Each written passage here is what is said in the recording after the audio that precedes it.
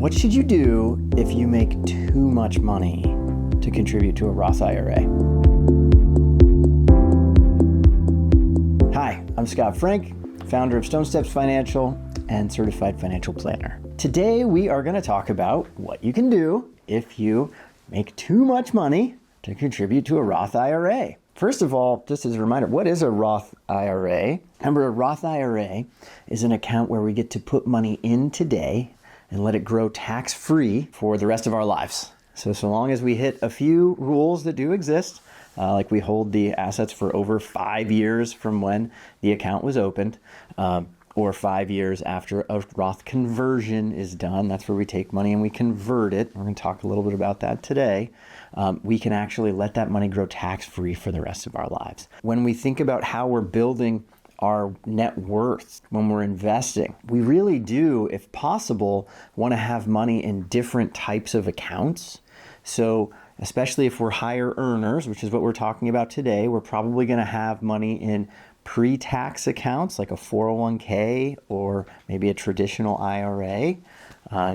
Maybe earlier in your career, you were saving to Roth IRAs, and that's where we put that money in and we pay the taxes today and let it grow tax-free forever, right? That's another form of an account.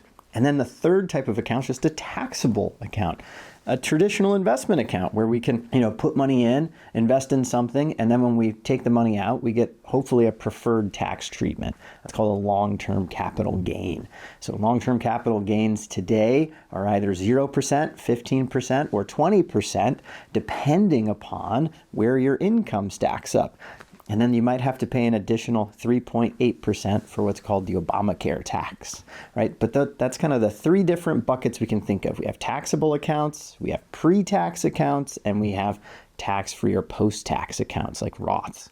So once we have enough savings and we're already maxing out the 401k at work and maybe an HSA, the next thing we might want to look at for savings is, I'd really like to be able to put money in my Roth as well. How do I do that? Well, the simplest way to do that is just to put it in directly. But there's these rules that exist with the government. The government has rules that say, hey, in 2024, if you're single and you make more than $161,000, or if you're a couple and you make more than $240,000, you're not allowed, you're going to get phased out of being allowed to put money in that Roth IRA directly. One of the things we can do instead is something that is sometimes called a backdoor Roth. I would call it a non-deductible contribution with a conversion. So that's a whole lot of jargon. What does all that mean? A non-deductible contribution just means, hey, I'm going to have an individual retirement account. I'm going to put my $7,000 in it. That's the maximum for this year, or I think it's $1,000 catch-up if you're over the age of 50. Once that money's in there, I'm going to have already paid taxes on this money, and I'm not going to get a deduction on my tax return for it. It's non-deductible. The moment that money's in there, the government actually allows this thing called a Roth conversion. And a Roth conversion just simply means that you can take money that's in a IRA account and you can convert it into a Roth IRA account. And so you literally take that $7,000 that you've already paid taxes on and you convert it into your Roth IRA. And now it can grow tax-free for the rest of your life. So it's kind of a different way to make that contribution. Roth IRAs are no longer allowed because of your income limit, right? It's kind of, and it is allowed. The IRS has ruled on it for now. It's something that's on the table to be taken away often when you look at tax legislation that tries to get pushed around in Congress. So it may not exist forever, but it does exist right now, and it's something that you can utilize. One important caveat with doing this strategy on individual retirement accounts is that you need to be careful about having other types of individual retirement accounts beside this one account you're putting that money in. This is something we call the pro-rata rule. The pro-rata rule basically just means the government's going to look at your accounts and go, hey, on December 31st of the year, how much did you have in your IRA and simple IRA and SEP IRA accounts? And what was that total number? And what did you convert?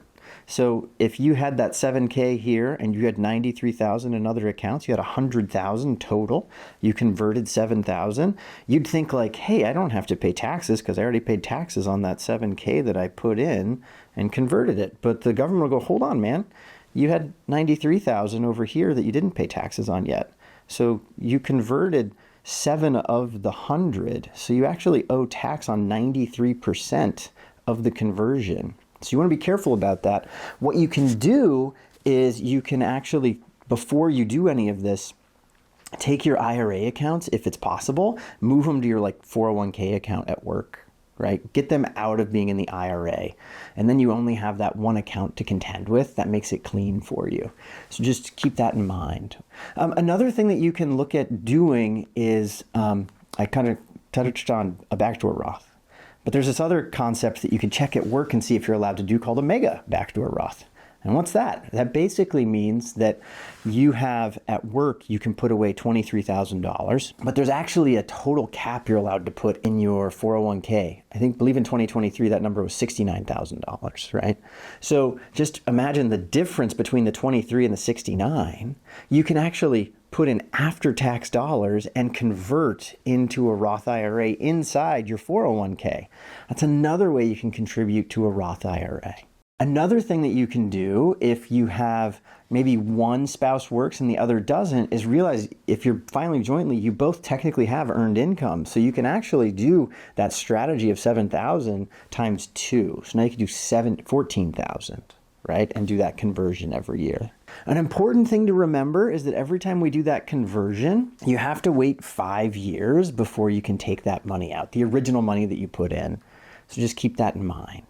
But that's a really important thing to look at to help with that. And then another thing that you can look at with the conversions as well is if you ever hit a year in which maybe you're taking a sabbatical, or maybe you got laid off of work, or for whatever reason income's just down that year, it can actually be an interesting year to look at that conversion, even above and beyond just the traditional backdoor Roth that we were talking about.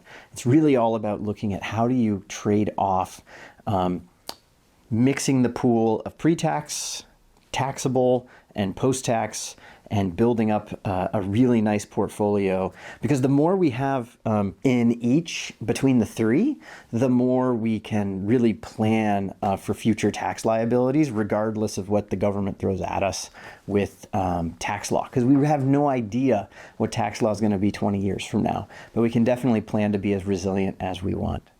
So that's what I would look to do if I were you in being over that amount. I hope this was helpful for you today.